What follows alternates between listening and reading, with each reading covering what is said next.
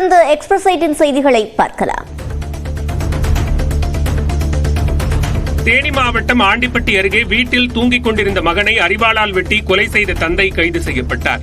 சிங்கராஜபுரத்தைச் சேர்ந்த தமிழன் ஜெயலட்சுமி தம்பதியின் 30 வயது மகன் ரிவன்ராஜ் மது மற்றும் கஞ்சா போதைக்கு அடிமையானதுடன் வேலைக்கு எதுவும் செல்லாமல் வீட்டில் இருந்துள்ளார். இந்நிலையில் தனக்கு திருமணம் செய்து வைக்க கோரி கடந்த சில நாட்களுக்கு முன்பு தகராறு செய்த ரிவன்ராஜ் வீட்டில் இருந்த பசுமாட்டை விற்பனை செய்து அந்த பணத்தில் மது குடித்ததாகவும் கூறப்படுகிறது. மேலும் வெள்ளிக்கிழமை இரவு மது மற்றும் கஞ்சா போதையில் வீட்டிற்கு வந்து பெற்றோருடன் சண்டையிட்ட ரிவன்ராஜ் படுத்து தூங்கியுள்ளார். இதனால் ஆத்திரத்தில் இருந்த தமிழன் ரிவன்ராஜை அரிவாளால் வெட்டி கொலை செய்தார்.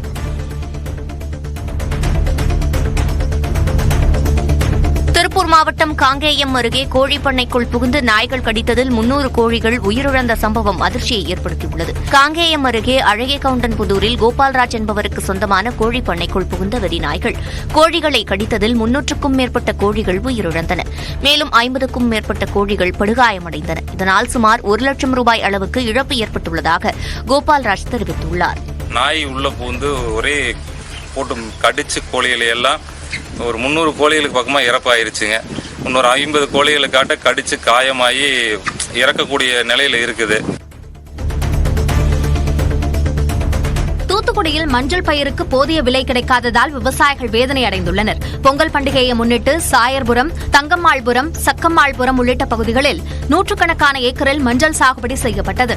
மஞ்சள் ஒரு குலை 20 ரூபாய்க்கு கொள்முதல் செய்யப்படும் என விவசாயிகள் எதிர்பார்த்திருந்த நிலையில் 12 ரூபாய் வரையே விலைக்கு கேட்பதாக விவசாயிகள் கவலை தெரிவித்துள்ளனர்.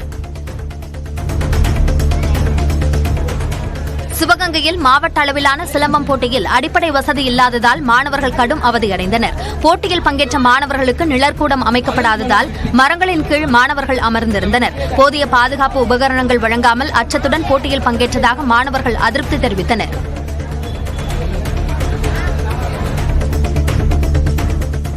கோவை மாவட்டம் வடவள்ளி அருகே குடியிருப்பு பகுதிக்குள் புகுந்த யானை கூட்டம் வீட்டின் அருகே இருந்த வாழை மரங்களை சேதப்படுத்தின. சோமயம்பாளையம் கிராமத்திற்குள் அதிகாலை நேரத்தில் 5க்கும் மேற்பட்ட யானைகள் புகுந்தன.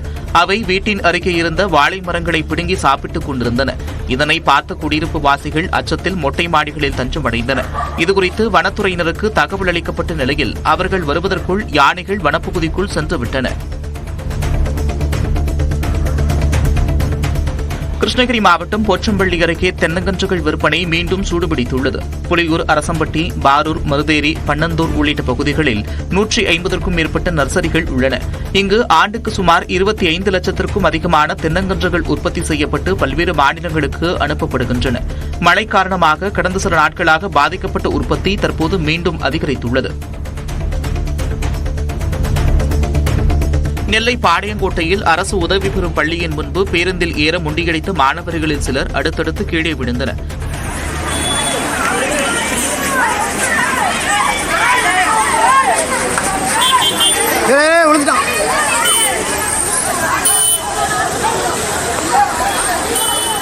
முன்புற கதவு அடைக்கப்பட்டிருந்ததால் பின்வழியாக அனைத்து மாணவர்களும் ஏற முயன்றபோது சிலர் தவறி விழுந்து காயமடைந்தனர். காலை, மாலை வேளைகளில் போதிய பேருந்துகளை இயக்க வேண்டும் என்று பொதுமக்கள் வலியுறுத்தியுள்ளனர். திருப்பத்தூர் மாவட்டம் வாணியம்பாடி நகராட்சிக்கு உட்பட்ட அண்ணாநகர் 15வது வார்டு பகுதியில் நிலவும் சுகாதார சீர்கேட்டை போக்க நடவடிக்கை எடுக்கவில்லை என்று அப்பகுதி மக்கள் குற்றம் சாட்டியுள்ளனர். அண்ணாநகர் 15வது வார்டுக்கு குடிநீர், சாலை, கழிவுநீர் கால்வாய், திருவிளக்கு உள்ளிட்ட எந்த அடிப்படை வசதிகளையும் ஏற்படுத்தி கொடுக்கவில்லை என்று கூறப்படுகிறது. தினம்தோறும் நோய் நொடிகளோடு வாழ்வதாக பொதுமக்கள் வேதனை தெரிவித்துள்ளனர். எல்லாம் யாரும் சரி பண்ண மாட்டாங்க. கிளீன் சொன்னா கூட பார்த்துட்டு போயினே இருக்கிறாங்க, கிளீன் பண்ண மாட்டாங்க. அது எப்படி இருக்குது பாருங்க. ஒரு 2-3 மாசமா அப்படிதான் இருக்குது. பசங்களை வச்சுன்னு எப்படி இருக்கிறோம் தெரியுமா? நாங்க இந்த பக்கம் திண்டுக்கல்லில் கடந்த ஆண்டை விட இந்த ஆண்டு செவ்வந்தி பூக்களின் விலை உயர்ந்திருப்பதால் விவசாயிகள் மகிழ்ச்சி அடைந்துள்ளனர். வடமதுரை, செங்குறிச்சி, செந்துறை உள்ளிட்ட பகுதிகளில் அதிக அளவில் செவ்வந்திப்பூ விவசாயம் நடைபெறுகிறது. கடந்த ஆண்டு அதிகப்படியான வெள்ளாமை இருந்த காரணத்தால் 1 கிலோ செவ்வந்திப்பூ 40 ரூபாய் முதல் 50 ரூபாய் வரையில் விற்பனை செய்யப்பட்டது. இந்த ஆண்டு ஆட்கள் பற்றாக்குறை காரணமாக குறைந்த அளவிலேயே செவ்வந்திப்பூ விவசாயம் செய்யப்பட்டதால் விலை 1 கிலோ 60 ரூபாய் முதல் 70 ரூபாய் என அதிகரித்துள்ளது.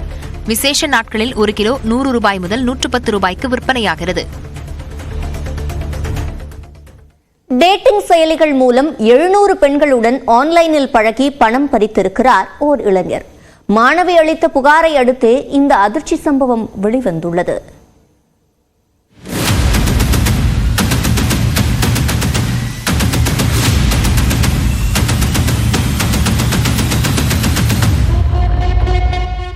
டேட்டிங் செயலி மூலம் பழகிய மாடலிங் துறையைச் சேர்ந்த ஒருவர் தனது அந்தரங்க படங்களை காட்டி பணம் கேட்டு மிரட்டுவதாக டெல்லி பல்கலைக்கழக மாணவி ஒருவர் கடந்த டிசம்பர் 13ஆம் தேதி சைபர் கிரைம் காவல்துறையில் புகார் அளித்தார். இந்த நிலையில் மோசடியில் ஈடுபட்ட இளைஞரை டெல்லி காவல்துறையினர் கைது செய்துள்ளனர். அவரிடம் நடத்தப்பட்ட விசாரணையில் டெல்லி ஷகர்பூரைச் சேர்ந்த 23 வயதான BBA பட்டதாரி துஷார் பிஸ்த் என்பதும் தனியார் நிறுவனத்தில் 3 ஆண்டுகளாக பணியாற்றுவதும் தெரிய வந்தது. ஆனால் விசாரணையில் அவர் கூறியதை கேட்டுத்தான் போலீசாருக்கே தலை சுற்றிவிட்டது. அவரால் பாதிக்கப்பட்டது ஏதோ இந்த ஒரு மாணவி மட்டுமல்ல, ஒட்டுமொத்தமாக 700 இளம்பெண்கள் என்பதுதான் அதிர்ச்சியின் உச்சம். பம்பிள், ஸ்னாப்சாட், வாட்ஸ்அப் ஆகிய செயலிகளில் போலி முகவரிகளை உருவாக்கி அதில் தன்னை ஒரு அமெரிக்க மாடல் போல கவர்ச்சிகரமாக காட்டியிருக்கிறார் இந்த துஷார் பிஸ்த். 18 வயது முதல் 30 வயது வரை உள்ள பெண்களே இவரது இலக்காகவும் இருந்துள்ளது. திருமணம் செய்வதற்காக வரன் தேடி இந்தியா வந்ததாக கூறி பழகி பலரை தன் வலையில் விட வைத்திருக்கிறார். இப்படி 700 பெண்களிடம் பழகி அவர்களின் அந்தரங்க வீடியோக்கள் மற்றும் புகைப்படங்களை பெற்ற பிறகு தான் கேட்கும் பணத்தை தராவிட்டால் இந்த படங்கள் மற்றும் வீடியோவை இணையத்தில் பரப்பிவிடுவேன் என மிரட்டுவதை வாடிக்கையாக கொண்டிருந்ததாக தெரிகிறது. இவ்வாறு பாதிக்கப்பட்ட நிலையில்தான் அந்த டெல்லி மாணவி புகார் அளித்துள்ளார். துஷார் பிஸ்த் மோசடிக்கு பயன்படுத்திய மொபைல் போன் மற்றும் 13 கிரெடிட் கார்டுகளை காவல்துறையினர் பறிமுதல் செய்துள்ளனர். மேலும் அவரது செல்போனில் இருந்த ஏராளமான பெண்களின் படங்கள் மற்றும் அந்தரங்க வீடியோக்கள் மற்றும் பண பரிவர்த்தனை விவரங்களையும் காவல்துறையினர் கைப்பற்றியதாக தகவல் வெளியாகியுள்ளது. டேட்டிங் செயலிகள் மூலம் 700 இளம்பெண்களை ஏமாற்றிய இந்த சம்பவம் கடும் அதிர்ச்சியை ஏற்படுத்தியுள்ளது. தொடர்வது எக்ஸ்பிரஸ் 8 செய்திகள். பழனியில் மளிகை கடைகளில் போலீஸ் என்று மிரட்டி பணம் பறித்த நபர் கைது செய்யப்பட்டார். கஞ்சநாயக்கன்பட்டியில் உள்ள ஒரு கடையில் போலீஸ் என கூறி போதைப்பொருள் சோதனை செய்வதாக கூறிய நபர் வழக்கு பதியாமல் இருக்க உரிமையாளரிடம் 10,000 ரூபாய் கேட்டுள்ளார். பணம் இல்லாததால் கடை உரிமையாளரான பெண்ணிடம் 5 சவரன் நகையை பெற்றுச் சென்று விட்டார். பாதிக்கப்பட்ட பெண் காவல் நிலையத்திற்கு சென்று விசாரித்த போது மோசடி என தெரிய வந்தது. இதனையடுத்து மாரிமுத்து என்பவரை காவல்துறையினர் கைது செய்தனர். விழுப்புரம் மாவட்டம் செஞ்சி அருகே பேருந்து மற்றும் சாலை வசதி ஏற்படுத்தி தரக்கோரி கடுகப்பட்டி ஊராட்சி மக்கள் சாலை மறியலில் ஈடுபட்டனர். கடுகப்பட்டி ஊராட்சியில் வசிக்கும் மக்கள் பெரிய நகரங்களுக்கு செல்ல 2 கிலோமீட்டர் தூரம் தார் சாலை வழியாக நடந்து செல்ல வேண்டிய நிலை உள்ளது. இந்த சாலையும் குண்டும் கிடியுமாக இருப்பதுடன் எந்தவித பேருந்து வசதியும் இல்லை என்று சொல்லப்படுகிறது. இதனை கண்டித்தும் சாலை மற்றும் பேருந்து வசதி ஏற்படுத்தி தர வலியுறுத்தியும் செஞ்சி மேல் வளக்கூர் கூட்டு சாலையில் முக்குணம் என்ற இடத்தில் சாலை மறியலில் ஈடுபட்டனர்.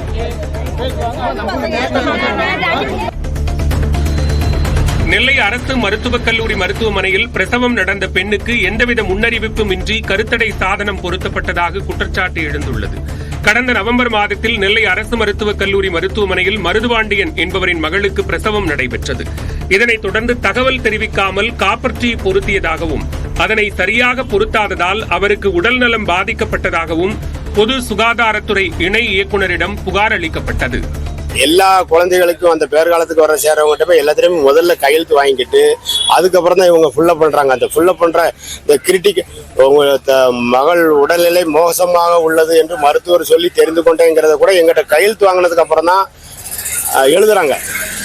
கையெழுத்து வாங்குறது ஃபர்ஸ்ட், எழுதுறது ரெண்டாவது. அந்த ஒரு இதெல்லாம் வந்து நம்ம அது வந்து ரொம்ப தவறான ஒரு இது.